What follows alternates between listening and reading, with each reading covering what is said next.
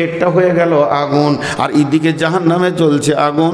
তুই যখন কিয়ামতের মাঠে উঠবি, ও সায়াসলাউনা সাইরা, যেমন চুম্বক লোহাকে টেনে নেয় আর নিচে সাহানে পানি গড়তে থাকে, যেখানে পানির সঙ্গে মিলে যায় তাড়াতাড়ি চলে যায়, ওই রকম ধরনের যেদিন কিয়ামতের মাঠে উঠবি তোর থেকে আগে কেউ জাহান্নাম যাবে না। ও সাইয়াসলাউনা সাইরা, অতি সত্বর তোরা জাহান্নামে ঢুকে যাবি। এতিম তার মালের মূল্য বুঝে, বাচ্চা ছেলে আর মালের মূল্য বুঝেও, একটু বোঝানোর জন্য বলছি, ভাবিয়ে না যে মৌলভী সব দুটো বিয়ে করেছে আর কি। কীরকম আল্লাহ তাবারক ওয়া তাআলা যেটা বলতে চাইছেন, আমি নূর মোহাম্মদের বিবি আজকে মারা গেল, আমি তাকে সকালবেলায় গোসল দিলাম নিজের হাতে, আমার বিবি গোসল দেওয়ার পর তাকে কাফন পরিয়ে কাঁধে করে নিয়ে চললাম বিদায় দিতে, চোখের পানিতে তাকে কবরে শুইয়ে দিয়ে রবের কাছে দোয়া করে দিলাম, মাবুদ গো তুমি আমার বিবিকে জান্নাতুল ফেরদাউস দান করো, যেহেতু ওর ওপরে আমি রাজি আছি। আর একটা স্বামী বিবির ওপরে রাজি থাকলে ওই বিবিটার জন্যে আল্লাহ পর্যন্ত আসান করে দেবে জান্নাতে যাওয়ার ব্যাপারে। ওই দোয়া করে আমি বাড়ি ফিরলাম, কিন্তু আমার বিবি আমাকে দুইখানা তার পেটের ফসল দিয়ে চলে গেছে, এই রকম ছোট ছোট একটা বেটা আর একটা বেটি। আবার আজকের দিনটা চলে গেল বৃহস্পতিবার, কালকে শুক্রবার, জুমাতেই আমি গিয়ে ভাগজান থেকে বিয়ে করে নিয়ে চলে এলাম। এবার নতুন বউটা বাড়িতে আসার পর সে দেখছে দুটি বাচ্চার মা আমি হয়ে গেছি, তারা আমাকে মা বলবে, এটা সতলা মা হয়ে গেল, এ আর দেখতে পারছে না। যখন ওদের মা বেঁচে ছিল ওই ছেলেগুলো নতুন নতুন জামার চকচকে হয়ে রাস্তায় ঘুরতো, যেদিন সতলা মাটা এসে গেল সেদিন থেকে ওদেরকে রোডে কুকুর বিড়ালের বাচ্চার মতো দেখা যাচ্ছে, গায়ে তেল নাই, নাকে ফোঁটা পরিষ্কার নাই, ছোট ছোট ছেলে, তাদের আর কেউ পৃথিবীতে সাহারা হলো না। এতিম যে কত কষ্ট, এতিমের জীবনটা কত কষ্ট, যাদের মা গেছে তারাই বুঝবে। 5 বছর বয়সে মাকে হারিয়েছি, এতিমত্বের জীবন কাটিয়েছি, মা কি জিনিস এখনো পর্যন্ত মায়ের চেহারাটা খানিক মনে পড়ে। ওরে আমার বন্ধুরে, ওরে আমার ভাইরে, এবার ওই ছেলেগুলি, এবার আমার ওই বিবির বাচ্চাগুলি, তার মায়ের নাকের কানের গলারগুলি আমার কাছে রয়েছে, তার মায়ের লেপ আছে, কেঁদা আছে, বাবার বাড়ি থেকে ড্রেসিং টেবিল এনেছিল, খাট এনেছিল, সব মালগুলি জমা হয়ে গেল। এমনকি আমার বিবি যদি একটা থালা একটা বাটি আনে সেটাও জমা করে দিতে হবে, এমনকি আমার বিবি যেটা পরিধান করেছে কাপড় চোপড় এগুলোও জমা হয়ে যাবে। এগুলো এতিমের মাল। আর মালটা আমার একা মাল নয়, এই মালটা হয়ে গেছে 3 জনের মাল, ডিস্ট্রিবিউটের মাল। ওই মালের মালিক বেটা বেটি আর আমি, ওটা আমি একা খরচা করতে পারি না। আমার পূর্বের বিবি ড্রেসিং টেবিলে আমার এখনকার বিবি মাথা চিরুনি করতে পারবে না, ওই মালটা তার মাল নয়। আমার পূর্বের বিবির খাটে বর্তমান বিবি শুতে পারবে না, কারণ ওই মালটা তার মাল নয়, ওই কুকুর বিড়ালের বাচ্চার মতো ঘুরছে ওদের মাল। তা আল্লাহ তাবারক ওয়া তাআলা বলছেন আমাকে, ও আমার গোলাম রে, ওই মালগুলোকে গোছিয়ে সুন্দর করে তুই যোগানদার হয়ে তুই সময় কাটাবি, খবরদার অবহেলার কারণে যেন মালগুলি নষ্ট না হয়ে যায়। যদি ওই মালগুলি নষ্ট হয়ে যায় তো কিয়ামতের দিনে তোকেও হিসাব দিতে হবে। অতএব ওই মালগুলিকে গুছিয়ে গুছিয়ে গুছিয়ে গুছিয়ে সুন্দর করে তুই রাখবি। হাত্তা ইয়াবলুগা আশুদ্দাহু, যতদিন পর্যন্ত তারা মালের মূল্য না বুঝেছে। ওই বেটা বেটিগুলো এবার বড় হয়ে গেছে, অ্যাডাল্ট হয়ে গেছে, ব্যাচেলিয়র হয়ে গেছে, বিয়ের বয়স হয়ে গেছে, কিংবা বিয়ে দিয়ে দিয়েছি, তখন ওই বেটা আর বেটিকে নিয়ে বসে তার মায়ের সমস্ত মালগুলিকে একটা একটা একটা একটা একটা তিলে তিলে বুঝিয়ে দিতে হবে। এটা তোর মায়ের নাকের, এটা তোর মায়ের কানের, এটা তোর মায়ের পায়ের, এইগুলো তোদের মায়ের মাল।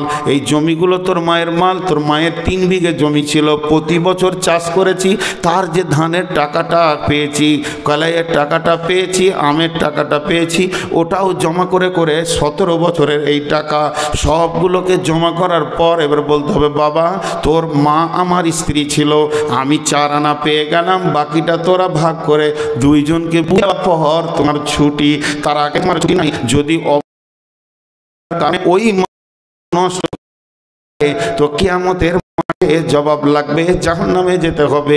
আর আল্লাহ তাবারাক ওয়া তাআলা সুন্দর করে বলছেন ওয়ালা তাকরাবু মালাল ইয়াতীমি ইল্লা বিল্লাতি হিয়া আহসান হাত্তা ইয়াবলুগা আশুদ্দাহু। এই কথা বলে তোমাকে আমাকে ছুটি করছে, যতক্ষণ পর্যন্ত এতিমের মাল আমি এতিমকে না বুঝিয়ে দেবো অতক্ষণ চলবে না। তবে মুফাসসিরিনরা বলছে 2 টাকা যে ওই মালকে খরচা করা যাবে। আমি রিক্সাওয়ালা, আমি টোটো চালিয়ে খাই, আমার সংসার বড় হয়ে গেছে, আমি টাকা জোগাড় করতে পারছি না। ওই এতিমগুলোর অসুখ হয়ে গেছে, বিরাট অসুখ, বড় দূর নিয়ে যেতে হবে, ব্যাঙ্গালোর নিয়ে যেতে হবে, ভেলোর নিয়ে যেতে হবে, চেন্নাইয়ে নিয়ে যেতে হবে, টাকাতে কোলাতে পারছি না। ওই অবস্থায় ওদের মায়ের মালকে বিক্রি করে, গলাটা বিক্রি করে, কানেরটা বিক্রি করে চিকিৎসা করলে করা যাবে। আর একটা কারণে তাদের মাল বিক্রি করা যায়, ওই ছেলেগুলো পড়তে পড়তে বলছে বড় আলিম হয়ে গেছে, মদিনা যাব, খরচা হবে 1 লাখ টাকা, তো আমি জোগাড় করতে পারছি না, আমার সংসার আমি খেটে চালাতে পারছি না। তখন ওদের পড়াশোনার ব্যাপারে ওদের মায়ের মালকে বিক্রি করে ওদের পেছনে লাগানো যাবে। এই পর্যন্ত বলেছেন মুফাসসিরিনরা। তাছাড়া এতিমের মাল ভক্ষণ করা যাবে না। ইকবাল কোথায় গেল?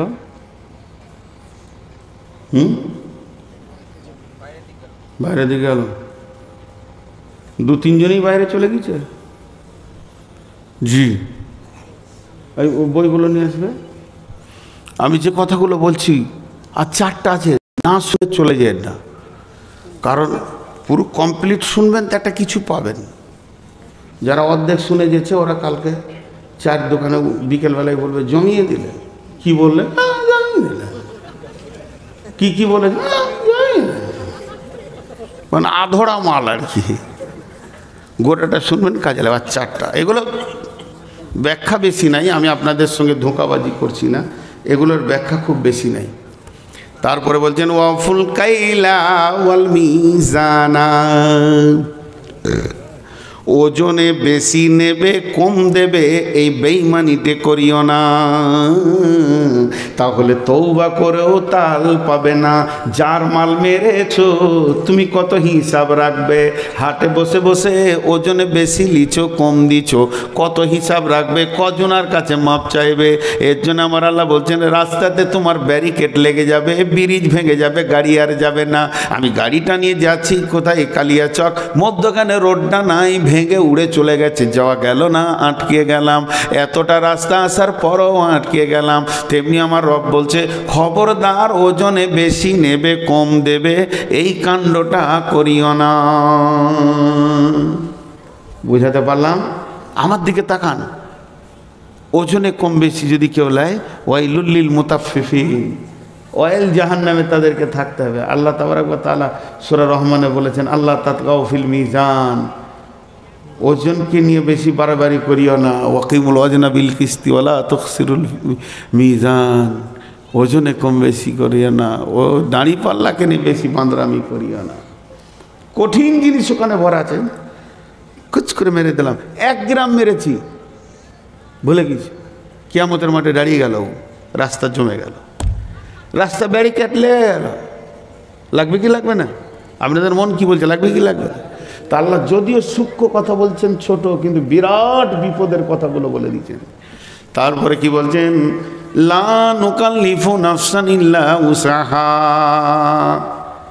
আমি এমন একটি আইন তৈরি করিনি যে তোদের ওপরে আমি জুলুম করেছি। আল্লাহ জালেম কি?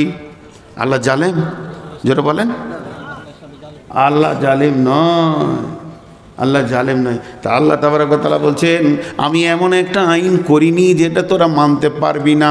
যদি তাই হয় আমার একটা আইনকে বের করে দেখিয়ে দে যেটা তোরা মানতে পারবি না, মানার মতো তোদের ভিতরে আমি শক্তিটা দিইনি, তাহলে আমাকে জালেম বলতে পারবি। আমি সমস্ত জিনিস তোদেরকে মানার মতো দিয়েছি। লা নুকাল্লিফু নাফসান ইল্লা উসাহা, আমি তার কোনো নাফসকে কষ্ট দিইনি যেটা সে বহন করতে পারবে না। অতএব আমার আইনগুলিকে শ্রদ্ধার সঙ্গে মেনে নিতে হবে। এটা 3 নম্বর। 4 নম্বর হলো ওয়াইদা কুলতুম ফাদিলু, যখন তুমি কোনো কথা বলবে, কোনো বিচারে বসবে, তখন তুমি যেন ইনসাফের সঙ্গে কথা বলবে। ওয়ালাউ কানা দা কুরবা, যদিও তোমার নিকট আত্মীয় হয়, যদিও তোমার নিকট লোক হয়, তোমার পার্টির লোক হয়, তোমার প্রতিবেশী হয়, তারপরও তুমি জুলুমে করে কথা বলবে না, বেআইনি কথা বলবে না। 1 নম্বরে এতিমের মালের কাছে যেও না, 2 নম্বরে ওজনে কম বেশি করিও না, আর 3 নম্বরে তোমাদের ওপর আমি জুলুম করি নাই কোরআনটা দিয়ে, আর 4 নম্বরে ওয়াইদা কুলতুম ফাদিলু ওয়ালাউ কানা দা কুরবা, তুমি যখন কথা বলবে ইনসাফের সঙ্গে কথা বলবে। নিজের ছেলের দোষ হলে স্বীকার করে নিয়ে বলবে, সমাজ তোমরা মাফ করে দাও, আমার ছেলের অন্যায়, আমার ভাতিজার অন্যায় তাও ভালো, কিন্তু এই রকম যেন ধুমকি এদার ওধার করেটাকে উড়িয়ে দিও না। ইদা কুলতুম ফাদিলু ওয়ালাউ কানা দা কুরবা।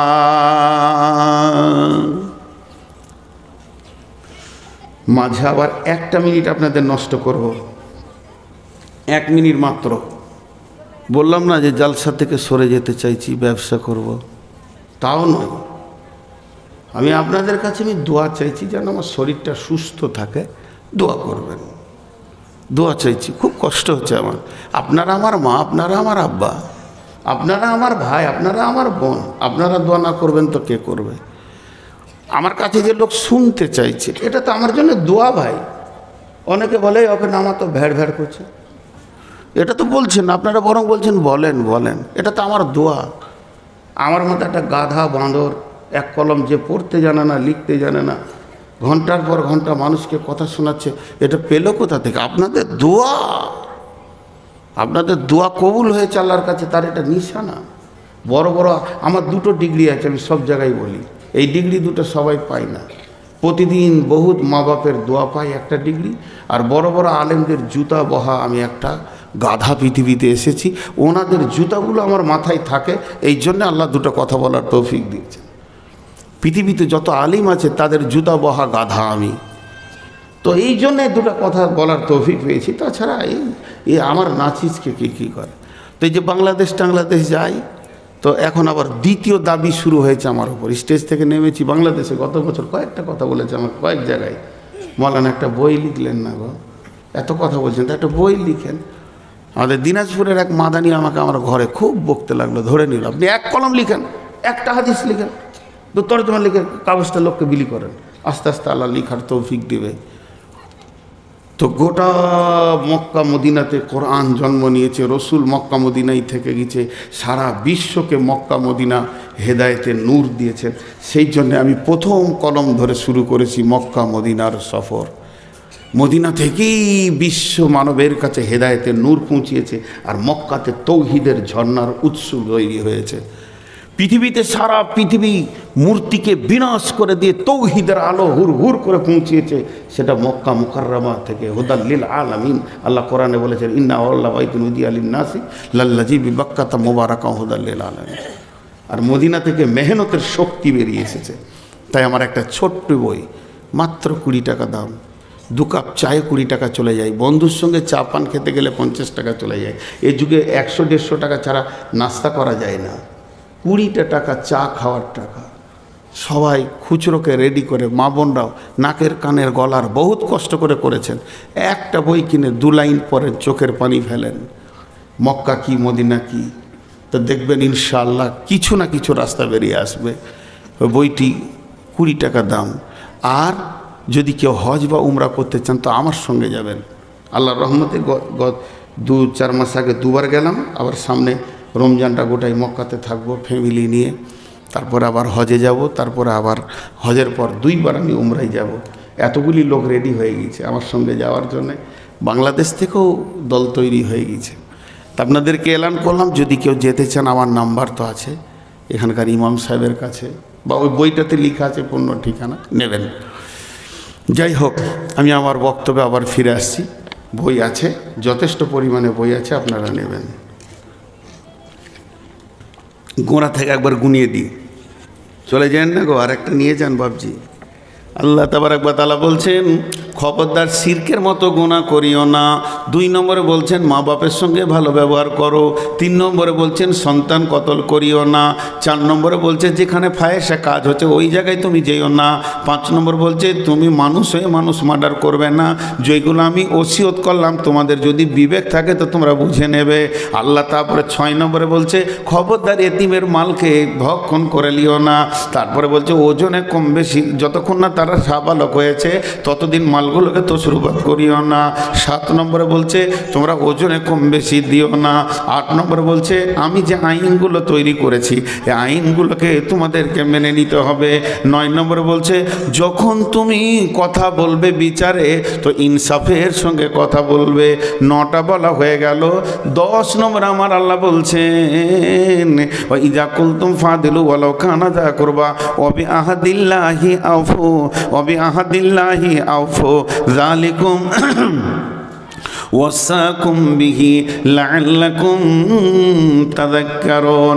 আল্লাহর যে আইন বিধিগুলো রয়েছে এগুলো পরিপূর্ণ পুরা করতে হবে, আধরা চলবে না।